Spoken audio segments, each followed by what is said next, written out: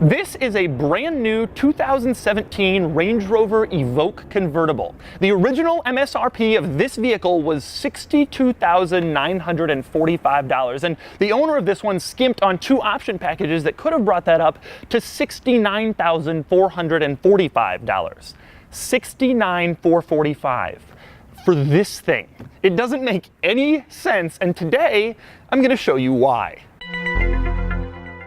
I've borrowed this car here in Miami using Turo, which is this service that lets you rent other people's interesting cars instead of normal, boring rental cars from normal, boring rental car companies that make you stand in line for 45 minutes before giving you a Malibu with hubcaps. Now, Turo gives me a budget to rent cars, and there are a lot of cool ones here in Miami. Maserati, BMW, Porsche, AMG. But when I saw the Evoque Convertible, I was instantly in love. I was in love because, come on, look at this thing. It's so ridiculous. I mean, it's a Range Rover, but it's not really a Range Rover, right? It's the baby Range Rover, the Evoque, and it uses the same four-cylinder engine from the Ford Fusion. I'm serious about that. Look it up.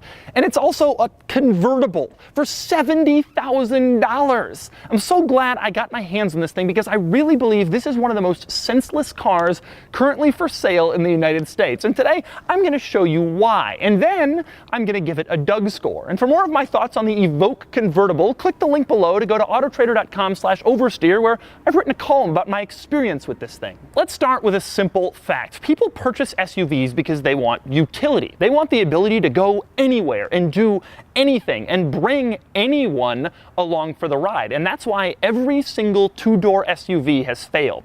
Yes, that's right. Every single two-door SUV in history has failed. The two-door Chevy Tahoe failed. The Daihatsu Rocky failed. The Dodge Raider failed. So did the Mazda Navajo, the two-door Isuzu Trooper, the Isuzu Amigo, the two-door Jeep Cherokee, the two-door Kia Sportage, the U.S. market Land Rover Defender 90, the two-door Range Rover, the two-door Land Rover Discovery, the two-door Toyota 4Runner, the two-door Nissan Pathfinder, the two-door Toyota Land Cruiser, the Suzuki Vitara, the two-door Toyota RAV4, the two-door Mercedes G-Class, the Mini Paceman, the two-door GMC Yukon, the Isuzu Vehicross, the two-door Land Rover Freelander, the two-door Chevy S10 Blazer, the two-door GMC Jimmy, the two-door Ford Explorer, even the Chevy K5 Blazer and the Ford Bronco, which did well for a while, eventually failed. And yes, even the Jeep Wrangler, formerly a mighty two-door SUV, seems headed for failure. More than 3/4 of all new Wranglers have 4 doors. So the people at Land Rover know this. Presumably they've done all the research and they know all about all of the two-door SUV failures, and they've crunched the numbers, and then someone said, I've got it. We'll make a two-door SUV, and we'll make it a convertible, and we'll charge $70,000 for it. Brilliant, but there's a problem, and you start to see it right away with this car. With the Evoque Convertible, the utility portion of sport utility vehicle sort of disappears. Allow me to demonstrate by me, a grown human being, climbing into the back seat with the top up. Oh boy.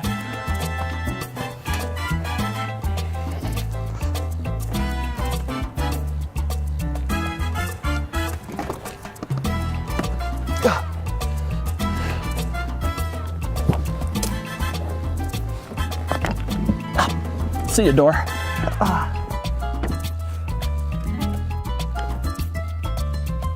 So basically, this thing is a two-seater sport utility vehicle because the two-door configuration makes it virtually impossible to climb into the back seats. And if you do climb in there, you'll find that there's really nowhere to put your legs once you're back there. But it gets worse from there. Now, because this thing is a convertible, Land Rover needed somewhere to put the convertible top when it was down. And to do that, they had to steal some cargo space.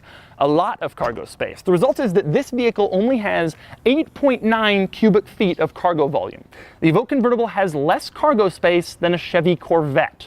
It has less cargo space than a Porsche Cayman. The standard Range Rover Evoque has 6 times more cargo space than the Evoque Convertible. And it gets worse yet. The convertible top significantly robs visibility when it's up because it folds over this car like a hat. This is the view you have to the rear when you're sitting in the front seat of this car. It isn't pretty. And this is the view you have over your shoulder. I've been driving this car around for 3 days. If it weren't for the advanced backup camera in this thing, I'm sure I would have already bumped into something I couldn't see, like a pole or a cone or a middle school. It's almost like Land Rover engineers looked at the Lamborghini Countach for inspiration on how to design this car's rearward visibility. And then there's the engine. Now, earlier I said that the Evoque Convertible shares its engine with the Ford Fusion. That's true. This thing has a 240 horsepower EcoBoost 4-cylinder. Yes, that's right, a 4-cylinder. You can option this thing up to $70,000 and you only get a 4-cylinder and there is no larger engine offered. That makes this one of the single most expensive 4-cylinder vehicles currently available for sale.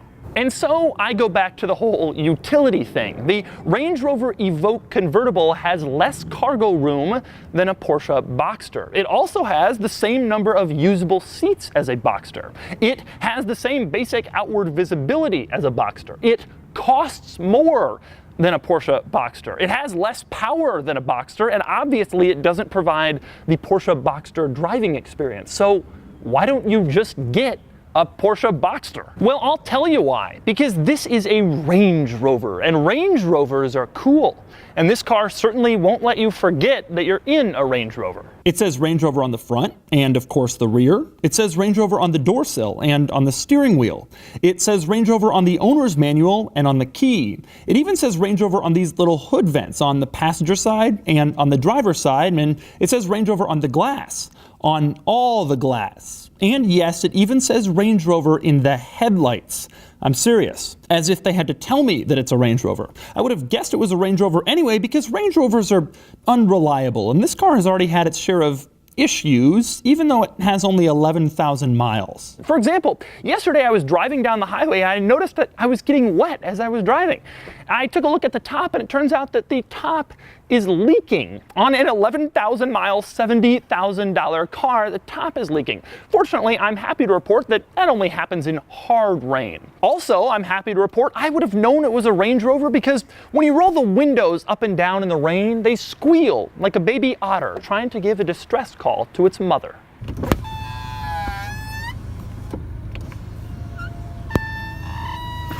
I also know it's a Range Rover because of this ridiculous panel gap on the front fender. Now, the one on the door looks normal enough, and it's about the same size as the one on the fender. The problem is that the panel gap with the hood makes the one on the fender look about a ½ inch larger than the one on the door. It's a ridiculous styling touch, and it makes this thing look really, really cheap, which is about par for the course. I also know it's a Range Rover because the windows were designed so that they don't go all the way down, making it difficult to rest your arm on the door with the top down in a convertible. Smart design. Now, I have to admit, it's not all bad. There are some things I like about the Evoque Convertible, mostly the cool new tech features, which I'll show you now. For instance, it'll tell you what the speed limit is while you're driving down the street. It has an excellent backup camera that puts up useful icons to let you know if you're about to hit something. It has a cool feature that lets you choose what scenario you're driving in, including giant attacking snowflake or arrow or pitchfork. It also has a relatively good infotainment system that's intuitive, simple to use, and responsive to your touch commands. And then there's the automated parallel parking system. Now, regarding the Evoque Convertible's parallel parking system, I'm going to activate it right now to get me out of, well, this isn't really a parking space, but let's see what happens. All right, shift in enough space to exit, shift into reverse and wait. Reverse with care, parking exit. Select D and wait. Oh, it just turned the wheel. Oh, bye. Oh, now I have to take the wheel. Ah! It also has one of those buttons that can put all 4 windows up with the push of one single button. And it can lower all 4 windows right back down again, which anybody who's watched any of my previous videos knows that I absolutely love. And then there's the Evoque Convertible's main party trick, its convertible top. It doesn't require any manual unlatching or work. Just push a little button here in the center console, and then the top just does its thing. It gets rid of itself so that you can enjoy convertible top-down sunny bliss in your Range Rover. So the Evoque has some cool tech features, but you're probably wondering, how does it drive? What's it like to drive around in a 2-door, $70,000 baby Range Rover convertible with 4-cylinder power? Time to find out. All right, time to drive the Evoque Convertible. Now, what is this? What is this? I drive my Evoque convertible with the top down. Unfortunately, for the sound, I gotta put the windows up, so I'm gonna look like one of those people. First and foremost, I should say, I've been a little bit unfair to Land Rover in this video. This car does not cost $70,000 unless you get a lot of options, although most of them I'm finding are in that price range, 65 to 70, because most people get a lot of options. It starts at something like $56,000. It's hard to consider the idea of a 4-cylinder for this much money, and it accelerates like a 4-cylinder. I mean, here's some floor in it. It's fine. I don't know what the 0 to 60 is, but it feels like 7 or 8 seconds. You're certainly not buying this car for its performance, I'll tell you that. You're also not buying this car for its styling, I'll tell you that. Yesterday, a friend of mine and I had this car, and we went down to South Beach, Miami, where everybody's super fashionable, and then there's a lot of tourists that look at the fashionable people, and people were taking pictures of this car and stuff, but I didn't get the sense they were admiring me. I thought they were like, what is that guy driving? Did he build that himself? The driving experience with the top down is fine. I mean, it feels like a convertible. The problem is it's just not a very sporty one. It doesn't handle very well, and it doesn't accelerate very well.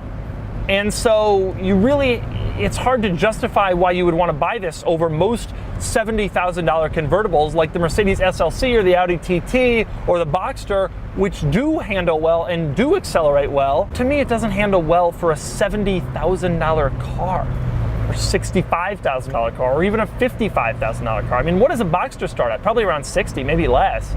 Put a few options in a Boxster. I mean, I would rather drive one of those a million times over. It's not like these back seats are really usable. It rides smoothly with the top down, headroom's good and visibility's good. The materials could use a little bit of an upgrade. There's some cheap plastic sort of in the interior here. The problem is they have to make the interior the same as the $38,000 Evoque SE base. I like this thing, I admit. I think it's crazy, that they made it. It's funny and it's weird, and in that sense, I like it. I like the idea of a car company making a car like this. It's just that when you add economics to these decisions, it's fun that Land Rover built it, and it's fun for a car enthusiast to see one because it's rarer than a normal Honda Accord, whatever, But the problem is when you're an actual person going to the dealer thinking about buying something like this, then it becomes a really hard sell. All right, I'm gonna try with the top up now. All right, so visibility now. I mean, you can see the back window that you can see on the camera is what I can see. That's the extent of it. It's got good visibility in that little area, but the problem is that area is no bigger than a laptop. Tire noise is also higher than you'd expect. Then again, that could be because we know that the convertible top isn't really insulated all that well. Is it an interesting car? Absolutely. Is it a cool car? That depends on your definition of cool. But I will say this, for 70 grand, for 60 grand, for 55 grand, there are definitely better cars to buy. I would buy any of the sports car convertibles over this one. So that, ladies and gentlemen, is the Range Rover Evoque Convertible. But before you go thinking that this is a vehicle that makes absolutely no sense, a vehicle that only fools would buy, think again. I drove this thing around for the last 3 days, and I've come to a conclusion. The reason this thing costs $70,000 is because it is the only car in the whole world that allows you to provide top-down excitement and take you and some passengers into the off-road wilds. It is the only vehicle in the entire world that has this capability. No other car can do this. Oh, darn. Well, yeah, but it doesn't say Range Rover on your headlights. Now, before I move on to the Doug score for the Evoque Cabriolet, I have a message for the people at Land Rover Corporate, because I know you're watching and because I know you're deep in development on the new Defender. And my message is, make a convertible. Make a convertible. I know what it's like to work at an automaker and not be certain if your product is going to sell, but do not use the poor sales of your bizarre Evoque convertible as a proxy for the new Defender. The Jeep Wrangler is a convertible off-road SUV that enjoys massive success in the United States with a loyal, devoted following and huge resale value. Your old Defender still sells for huge money here. I paid more than $60,000 for this one. I have a friend who just sold a low mileage one for over $80,000. They sell for more than the hardtops. There is a market. And so I say again, make a convertible, make a convertible. The Defender name is an icon and it will outlast us all. Don't screw it up. And once you make a Defender convertible, I will buy one at the sticker price, and I will make a lot of videos about how wonderful it is, even if it's really not all that good. Just make a convertible. And now it's time for the Doug score of the other Land Rover convertible. Starting with the weekend categories and styling, I think we'd all agree this isn't exactly a handsome car. In fact, it's stubby and weird, and it gets a 3 out of 10. Acceleration does 0 to 60 in 7.8 seconds. The Doug score for acceleration is based on an objective scale, and it earns a 1 out of 10. Handling is fine, good enough, but not a standout, no better than any other small SUV. It earns a 4 out of 10. Cool factor is debatable. As a car enthusiast who likes weird cars, I certainly think it's interesting, but this isn't exactly a car I'd want to use to roll up outside a club. It's an odd choice that people will find weird, and it gets a 3 out of 10. As for importance, however, it's not insignificant. It's a rare and weird car that we will certainly always remember, and it gets a 5 out of 10. That brings the total weekend score to a mere 16 out of 50, placing it near the very bottom. Maybe it'll fare better in the daily categories, starting with features, where this car has a lot of stuff. Auto parking, heated steering wheel, it's all very good, though it falls short by not quite offering all of the latest safety tech, even if you pay for every option. Still, it earns a strong 7 out of 10. Next up is comfort, which is good. If you aren't trying to sit in the back seats, there's no denying the Evoque Convertible is a comfortable car, and it earns a 7 out of 10. Quality measures reliability and materials. Both are good, but not great. Land Rover reliability is continually getting better, and materials are nice, but not quite $70,000 nice, so it gets a 6 out of 10. Practicality is weak. Its 8.9 cubic feet of cargo room means it's really limited, and while gas mileage is good, the back seats don't do it any favors. It gets a mere 3 out of 10, which is the worst score yet for an SUV.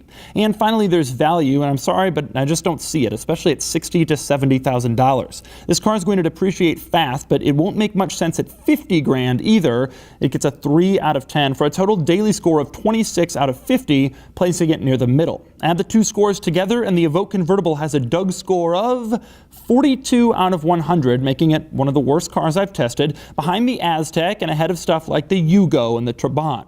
I'm sure the new Defender convertible will fare much better. Right, Land Rover?